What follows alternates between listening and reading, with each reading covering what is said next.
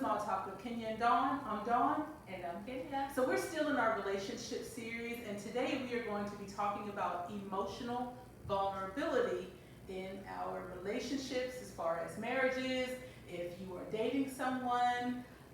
This is a topic that is very interesting to me. Hadn't thought about emotional vulnerability before, but when you have met someone, there's things that you're going to begin to discuss, things that you're going to talk about, and you're going to really tap into some of your past traumas that you've had, things that are very, very sensitive to you, and can also bring up a lot of emotions that you may not felt before in a long time. But I think it's important that we discuss those things with someone that we're beginning a relationship with, Yes. because if you can't be honest with someone, do you really have that trust that's there? So as far as bringing up emotional things that are close to us, how do you feel about that? I know how I feel about it, but how do you actually feel about that? I really think those things are very important because if not understood from the beginning, once you mentioned maybe trauma or past experience or whatever, once it's brought up, and it may have a negative effect on the relationship. Sure. If it's nothing that you are aware of before it happens. So I think it's very important to bring it up and be open and honest about it. I do too, but I think that there has to be a level of trust that's established in that Absolutely. relationship when you're just beginning to date, you know, with some of those things, because your story may not be for every Right. person. So you do have to develop a security with that person, so that you're able to have those tough, discussions, with people. So when you and your husband got together, how long did it take maybe to start breaking down some of those layers of things that you may not have discussed with someone else? As far as the timeline, I'm gonna say it took a few months because I didn't trust anyone. Right. And I especially didn't trust anyone with my trauma. I didn't trust anyone with anything that I was vulnerable to Right. because of my past experiences. So it took me a while to really get to know him and trust him. So I'm gonna say if we're looking for a timeline, I'm gonna say it was probably about 5 to 6 months because it was a lot of discussion in the beginning of our relationship. Yeah. And a lot of times, he was telling me and showing me who he really was because I still didn't trust him. Right. And once I really started to feel like he was actually showing me who he was and he was showing up who he said he was, and then I started to tear those walls down little by little. Yeah. Yeah, I think it probably took a couple of months before I started sharing things really with my husband, and I think that in that getting to know stage, I wanted to kind of gauge what his reaction was going to be to some things before I released that information, to him, because it was very, very sensitive to me, Yeah.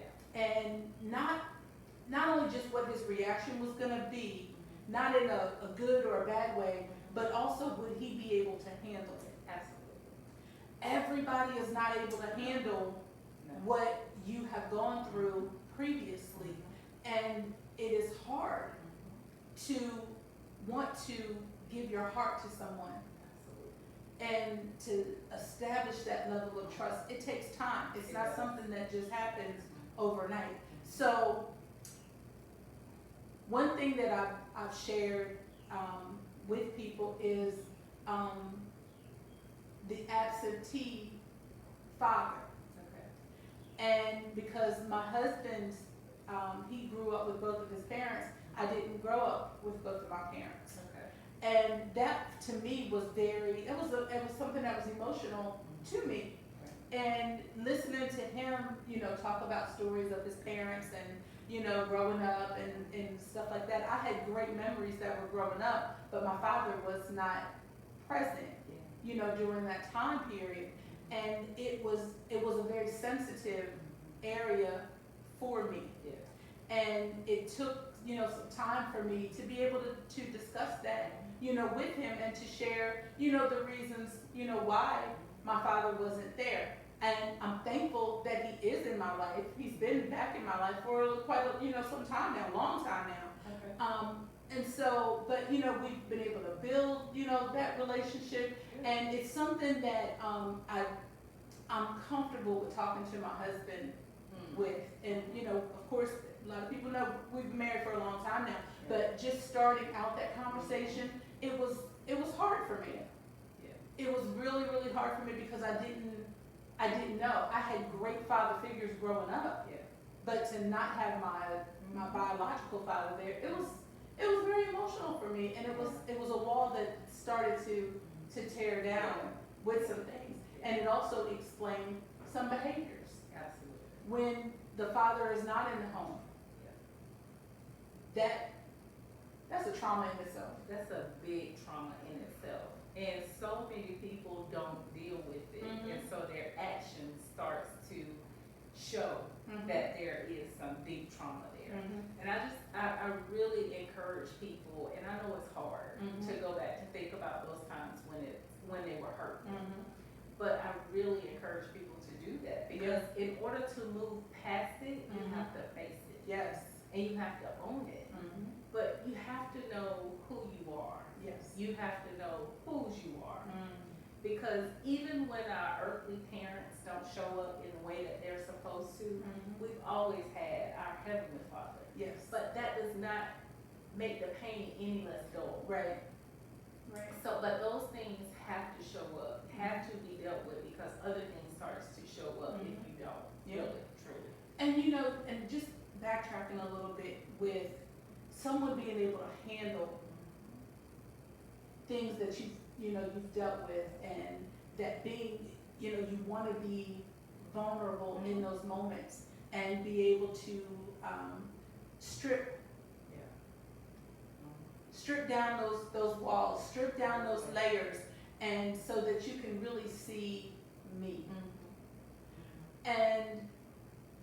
But like I said, coming along with it, can you handle it? Are you going to run from it? You don't want to bear all of you and then somebody say, okay, I can't deal with this, I gotta walk away. You don't want to have that, and that's one of the reasons I think why we have a problem with being vulnerable with people, because we're afraid that we are going to be pushed aside, that we are going to be turned away, and someone is not going to want to have that relationship with us. It's really hard. It's very difficult to be naked, if I can use that word, and just strip down and say, hey, this is me. Because I don't believe that we want to be neglected, or that we want to be tossed to the side. Or embarrassed, because oh yes, I mean, if I'm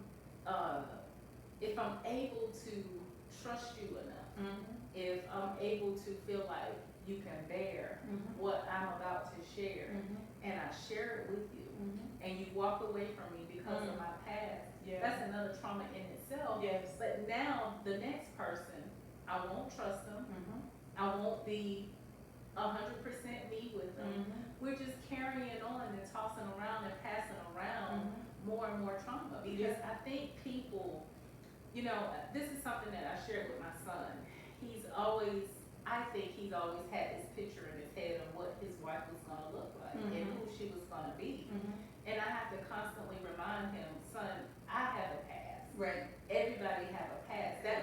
My past did not have to determine my future. Right. But without my past, I wouldn't be where I am now. I wouldn't even be able to share some of the knowledge that I share with you now. And for you to get to the point in a relationship where you trust this person, even if it's a small thing to you, it may be a huge thing to them, and that's just a slap in the face and another setback, because now I can't trust anybody. I think that's important. I think it's very You have to important. give people grace and mercy, because all of us have a past, and just because mine may not be a resemblance of yours does not mean my past is not my past, and that's not who I am now, and your past is not your past, and that's not who you are right now. And for a long time, and even coming up when I was a little girl, I wouldn't let people see me cry. Really? I would not. And it was, I don't know, it was like, for me, it was like a sign of weakness. Oh, And I always felt like I have to be strong. okay. And when I thought about crying, I was like, if somebody sees me crying, they're gonna think I'm weak and they're gonna take advantage of me. And I wouldn't cry. Wow. And I would go in my room and cry. I would go in my car when when I started driving, I'd go in my car and drive. And cry. I would not cry in front of people. I would not show emotion like that. Wow. And honestly, to this day, I don't know why. I would not do it. Really? I don't. But at my age I am now, even today, it was Pastor's anniversary. Mm-hmm. And the song that was sung, it just filled me so. And tears are just running. And now I don't have that insecurity anymore. And I'm able to be free with my emotions and how I feel. But I still don't know why. I'm gonna have to think about that. Because I bet it's something. Yeah. It may be one incident that you have just pushed and blocked away Mm-hmm. that literally caused that. Because now as a teenager, your hormones and you're thinking differently, Mhm. yeah, I can understand. Mm-hmm. But even as a child, Yeah. I don't know if I need to say that because for me, crying meant anger. Mm. I would get, if I'm mad and I'm crying, I'm Mhm. ready to fight. Yeah.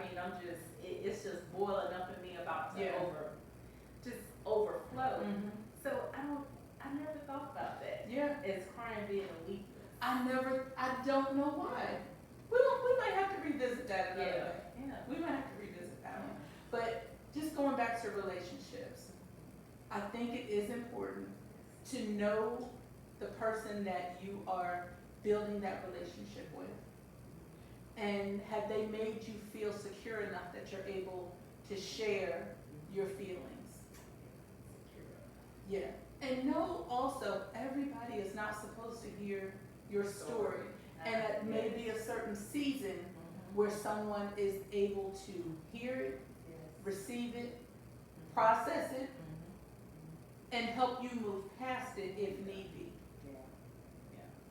And I think when we're able to be that vulnerable with someone, in a relationship, in a marriage, or you're building that relationship, fiance, whatever you might want to call it, I think that's when we know that we've reached a higher level of trust. Absolutely. Absolutely. That is definitely, it's almost like the next level of our relationship. Yeah. Yeah. I think that's probably the biggest thing for me with emotional vulnerability. I think that's probably the biggest thing for me. Could I trust you enough? Have we built that level of trust to where I'm able to talk to you about things that are near and dear to my heart, traumas that I've experienced, just things in general, the job, family issues that have come up, and I think sometimes, does that person want to hear it? Ooh. That's good because I often think about young women who overshare. Yes. Thinking that it's gonna give them some brownie points. Mm-hmm. And the man is looking at them like, I don't care. Why are you so weak? And they really think that that makes them strong. Mm-hmm. And I am such a big, I truly believe young women who have dealt with things need to deal with things, but still stand in who you are. Mm-hmm. Because every time you open your mouth and you're a victim, nobody wants to hear that. No. Nobody wants to hear. I think people are more concerned with how you moving on, or how you dealt with it, Mhm. versus I'm just over here just being a victim. Mm-hmm. So who do they want to hear? That's a big one, and that's the thing. Especially young relationships Mm-hmm. and early relationships. Mhm. Do they really want to sit there and hear you whine about, and literally sound like you whining Yeah. about all of those things? So it goes back to I mean, we really have to be careful with that, because even when we get to the point and we can share those things have to be handled with care. Because those things may still be affecting us in some way, shape, or form. So our significant other has got to learn how to deal with those things, Yeah. that help us process those Yeah, things. yeah. So I think we really need to think about that. Yeah, and even when thinking about handling something, because if you get to a point of where, you know, you're dating and you're building, know that if you want to be in a relationship with that person and it's gonna move forward, you're gonna have to get ready Yep. to accept what comes along with them. Yeah, that's a big responsibility. It's a big responsibility. It's a big one. So, and that's why I said, that person has to feel secure Absolutely. with being able to share their heart and say, hey, this is what I've dealt with, you know, before. And I don't think it's even a bad idea to give little glimpses and maybe just kind of, you know, gauge the reaction of someone. That's exactly what I was sitting here thinking. Mhm. Those small glimpses, you have to pay attention to how they respond to those glimpses. Yeah. Because just because you think this is gonna make you shine does not mean this person is thinking the same way. Exactly. That's good. Glimpses. Small, Give them time. give them time. Everybody's not able to, Yeah. to deal with a lot of things Yeah. at once. Especially So, that stuff. yeah. Yeah. And when you've not had some of those types of experience, you really don't know what to say. Right. You don't know what to do. Yeah. And that person that's even sharing with you may also be looking for some advice. Yeah. So, and that's why I say, sometimes everything that in your story is not to be shared in that It season. is not. It is not. I really think people, what we were talking about in the beginning, I think people need to give their relationships time to mature. Because the beginning, if I show all my cards now, you may fold the deck up and say, all right, it was nice knowing you. Because it does. It takes, and just what you just said, someone who has not had those experiences, how do I deal with that? Because with those experiences are gonna come some different emotions. So how do I address that? You know, and I think that's a learning process as well. Yeah. Especially if they've never experienced those things. Yeah, yeah. Think about someone's also their maturity. Yes. And that's another big part of it. Yeah, think about their maturity and you being emotionally vulnerable to that person. They might be looking at you like a deer in headlights because they can't relate to you At all. in anything what you're saying, and they can't comfort you. They can't give you any advice for things. It's like What do I say? you just stuck. Exactly. You just stuck like sitting there. So use your discernment. Yes. Yes. Use your discernment and say, you know what? Let me take a closer look. Yes, please. Yeah. Please. Let's have some other conversations Yes. before I divulge all this information. Yeah. But if you're able to get to that place and you build that level of trust with someone, Yes. it's okay to Oh. be vulnerable. Yeah. Because if you can't be vulnerable with the person that you love so much, Ooh.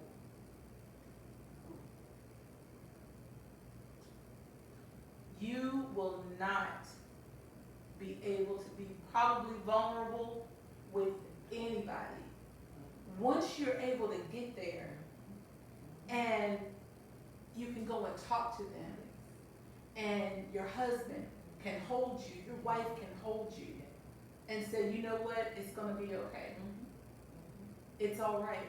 We'll get through it together. Let's get the resources that you need to help you get through whatever you're dealing with. That's good, because I think sometimes we need to find our own resources to help us deal with some things before we go into relationships, because I think we're broken already. We're constantly being broken or broken down with previous relationships, because if their previous relationships, evidently they didn't work out. Right. So now I'm carrying all of this stuff, which means I may meet the right person, or I may meet the person that God has for me, but now I'm so weighed down with all of this stuff. Now I'm ready to dump it on the good person, and it's not even fair to them. Right. That's not fair to them. No, it's not fair. So I think sometimes too, while we're gauging this relationship to see what what our significant other can receive, I think sometimes we need to start working on us before we're jumping into relationships. Yes. And trying to have serious relationships when we over here can't even go through a whole week without falling out crying or being depressed. We really have to look at these things. Yeah. When you've come out of a bad relationship, and we've talked about this previously before, take time for yourself. Get to know you. Yeah. Get to know you. Yeah. Because you're still going to be a different person without this last relationship. And hopefully people, women, even men, learn to spend time with themselves and understand it's okay to be by yourself. Yeah. Because, when I did it, I loved me. I liked me. I really like hanging out with me. Yeah. So I think we have to do a little bit more of that as well. Yeah. And even going into relationships, I think we need to get a better picture of how to prepare ourselves to go into relationships. Yeah. Yeah. I don't think sometimes we know. I don't think we do either. I don't think we know. I think we're looking for that ideal person. And we are looking for what we feel in our mind is what's perfect And it's looking. And a lot of times it's going to be the opposite of what you're looking for. Yes, complete opposite. You're gonna be like, oh, and most people, well, I won't say most people, some people miss that great opportunity Yes, they do. because it's not looking what they think it should look like. Yeah. Yeah. Oh, goodness. Emotional. Yeah, emotional vulnerability. Anything else you want to add this evening on that topic? I don't think so, other than I just really hope that you guys just take a moment to think about getting to know yourself and think about getting to know the person that you're going into a relationship with. Yes. And instead of just running into the relationship and they look like the ideal person and we start to overshare and just trust them with everything, let's take some time, slow this thing down, take some time to really get to know people. Absolutely. Get to know that person before you start giving out so much information about you. Yeah. You want to have that level of trust. You want to be able to feel secure when you're having those conversations with that person. And hopefully it'll be a husband or a wife, that you're able to have those conversations with. But just feel comfortable enough to share the information and for you to be able to hand your heart over to that person. Absolutely well said. Okay, so that's going to wrap it up for this topic of emotional vulnerability. We're going to be continuing on with our relationship series, and we hope to see you back next week. Please continue, like the video, subscribe to the channel, hit the bell so that you'll get those notifications, and we'll see you soon.